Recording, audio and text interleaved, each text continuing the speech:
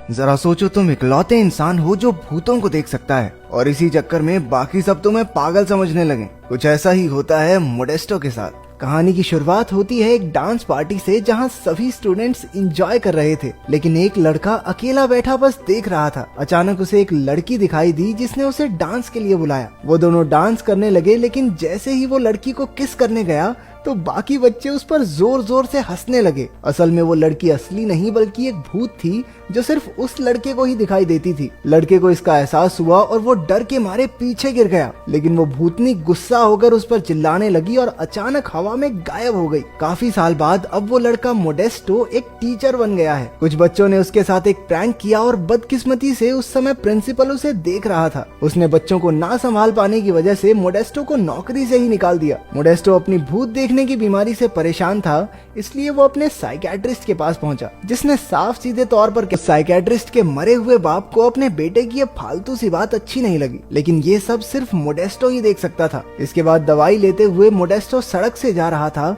जब उसे एक आदमी दिखा जो सड़क पार कर रहा था। मोडेस्टो ने चिल्लाकर उसे रोकना चाहा, लेकिन एक ट्रक उस आदमी के आर पार हो गया। असल में वो भी एक भूत ही था। उधर स्कूल में एक टीचर लाइब्रेरी में बुक की फोटोकॉपी कर रहा था जब हमें एक स्केलेटन खुद ब खुद चलता हुआ दिखाई दिया, लेकिन उसने मुड़कर देखा तो स्केलेटन वहीं का वहीं था। जब टीचर अपना काम करने लगा तो स्केलेटन ने पीछे से आकर उसे पकड़ लिया और उसी का सर मशीन में रखकर बहुत सारी फोटोकॉपी निकाल दी। तभी वहाँ किताबें और स्टेपलर्स खुद ब खुद उड़ने लगे और उस टीचर पर हमला कर दिया। इस तरह डराकर भूतों ने टीचर को खिड़की से बाहर ही फेंक दिया। स्केलेटन ऊपर से ये सब देखकर जोर जोर से हंसने लगा। इसके बाद स्कूल की डायरेक्टर टीना से एक आदमी मिलने आया। वो आर्ट टीचर से मिलना चाहता था, लेकिन बाकी के बहुत सारे टीचर्स की तरह वो भी स्कूल छोड़कर जा चुका था। उस आदमी का नाम उटेगी है और वो पेरेंट्स एसोसिएशन का इकलौता मेंबर बचा था। स्कूल की इतनी बुरी हालत देखकर स्कूल की मालकिन टीना से मिलने आई। उसने टीना को आखिरी मौका देकर कहा कि अगर 6 महीने के अंदर अंदर स्कूल के हालात नहीं सुधरे तो उन्हें मजबूरन स्कूल को बंद करना पड़ेगा। कुछ समय बाद मोडेस्टो उसी स्कूल में इंटरव्यू देने आया। उसने टीना से झूठ कह दिया, ना ना, आर्ट स्कूल्स ने निकाला थोड़ी है मुझे,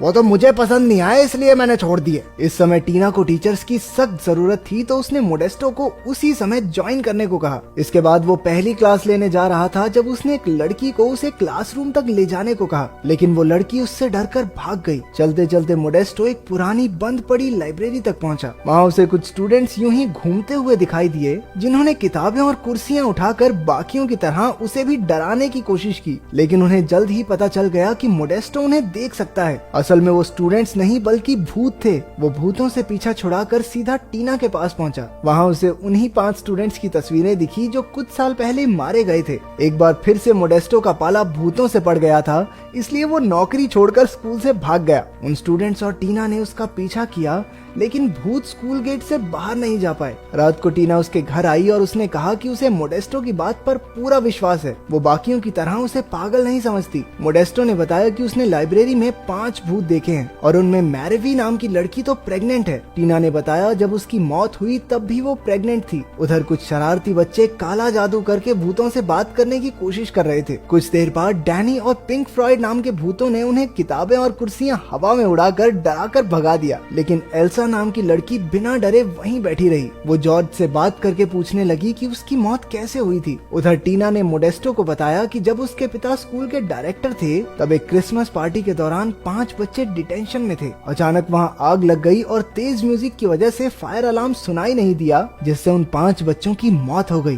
तभी टीना और मोडेस्टो को भागते हुए बच्चे दिखाई दिए जिन्हें डैनी और पिंक फ्लॉयड डरा रहे थे। टीना ने कहा कि इन मरे हुए बच्चों को स्कूल छोड़ने के लिए मनाने में उसे मोडेस्टो की मदद चाहिए। आखिरकार मोडेस्टो को कोई मिल गया था जो भूत देखने पर उसे पागल नहीं समझता था, इसलिए वो खुशी खुशी मान गया। उस दिन उसने साइकियाट्रिस्ट की दी हुई दवाइयां फेंक दी और उस भूत को सड़क पार करनी भी सिखाई। फिर वो उसी लाइब्रेरी में मरे हुए बच्चों से बात करने पहुंचा। आखिर कोई तो था जो उन्हें देख सुन सकता था। ये जानकर वो सब भी बेहद खुश हो गए, लेकिन जब मोडेस्टो ने उन सब से स्कूल छोड़कर जाने को कहा तो उन्होंने उसे तारों से बांधकर उल्टा लटका दिया। बाद में मोडेस्टो ने साइकियाट्रिस्ट के मरे हुए बाप से बात की। उसने कहा कि जब किसी की कोई इच्छा या काम अधूरा रह जाए तो वो भूत बन जाता है। उसके मुताबिक उन स्टूडेंट्स को अपनी पढ़ाई पूरी करके ग्रेजुएट होना होगा, तब जाकर उन्हें मुक्ति मिल पाएगी। लेकिन जब मोडेस्टो ने उन्हें पढ़ाना शुरू किया तो सिर्फ एंजेला ही खुश हुई। लड़कों ने तो उसे पकड़ के उसके गहने तक तोड़ने की कोशिश की। बाद में मोडेस्टो ने स्कूल की रिसेप्शनिस्ट मैनुएला से उन बच्चों की फाइल्स निकलवाई। कुछ देर बाद मोडेस्टो ने लाइब्रेरी में उन बच्चों को मोबाइल पर गाने सुनाए। एक फोन में 1000 गाने होने की बात सुनकर उनके होश ही उड़ गए। मोडेस्टो ने उन्हें बताया कि उनके मरने के बाद दुनिया में बहुत तरक्की हो चुकी है। बाद में सबने फैसला किया कि वो पढ़ाई करके सारी नई चीजों के बारे में सीखेंगे और आखिरकार इस दुनिया से मुक्त हो जाएंगे। लेकिन डैनी इसके खिलाफ था। अगले दिन मोडेस्टो ने देखा कि सभी स्टूडेंट्स पढ़ाई के लिए तैयार बैठे थे। उधर एल्सा जॉर्ज से बातें करते करते उसके प्यार में पड़ चुकी थी। वो दोनों एक दूसरे से फ्लर्ट करने लगे। एंजेला ने बच्चों को फंक्शन के लिए गाने की प्रैक्टिस करते सुना। मोडेस्टो को भी पता चला कि ये फंक्शन टीना के पिता के लिए है। डैनी ने एंजेला को गाने के लिए उकसाया और कहा कि भूतों की आवाज कोई नहीं सुन पाएगा। लेकिन पीछे से उसने माइक की आवाज तेज कर दी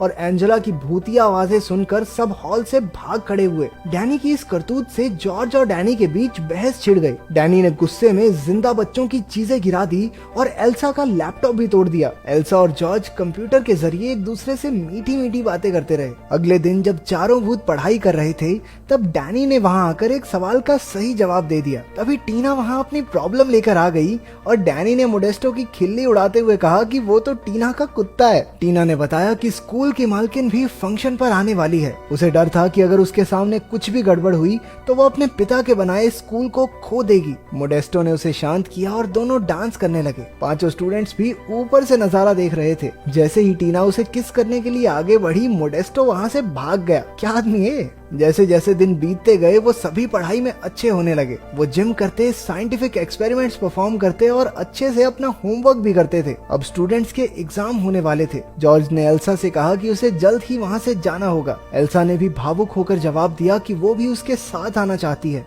उसने ये भी कहा कि वो उससे बहुत प्यार करती है और जल्द ही उससे मिलेगी। पांचों बच्चों ने एग्जाम्स दिए, कुछ ने नकल करके तो कुछ ने पर्चियों से देखकर, और आखिरकार सब पास हो गए। हालांकि डैनी ने पेपर खाली छोड़ दिया था, लेकिन मोडेस्टो ने उसे भी कुछ नंबर देकर पास कर दिया। तभी उन्हें एक सफेद लाइट दिखाई दी और सब हाथ पकड़कर स्वर्ग जाने के लिए तैयार हो गए। लेकिन असल में ये तो सूरज की रोशनी थी जिससे कुछ भी नहीं हुआ। इससे पांचों भूत काफी नाराज हो गए और पूरे स्कूल में हंगामा कर दिया। मोडेस्टो ने एक बार फिर से साइकाइट्रिस्ट के बाप से बात की। उसे पता चला कि मुक्ति पाने के लिए उन सबको अपनी असलियत को अपनाना होगा। इस बुड्ढे को खुद तो मुक्ति मिली नहीं, खुद बंदूक चलाई नहीं, चले फौज को ट्रेनिंग देने। मोडेस्टो भागकर टीना से मिलने स्कूल पहुंचा, लेकिन ओटेगी और सभी पेरेंट्स ने मिलकर पूरे हंगामे का इल्जाम मोडेस्टो पर लगाकर उसे स्कूल से निकाल दिया। लाइब्रेरी में अपना सामान पैक करके उसने स्टूडेंट्स से कहा कि उन्हें अपनी अधूरी इच्छाएं पूरी करके खुद को अपनाना होगा, तभी उन्हें मुक्ति मिल सकती है। तभी खुलासा होता है कि क्रिसमस पार्टी में डैनी ने ही आग लगाई थी, जिससे उन सब की मौत हुई।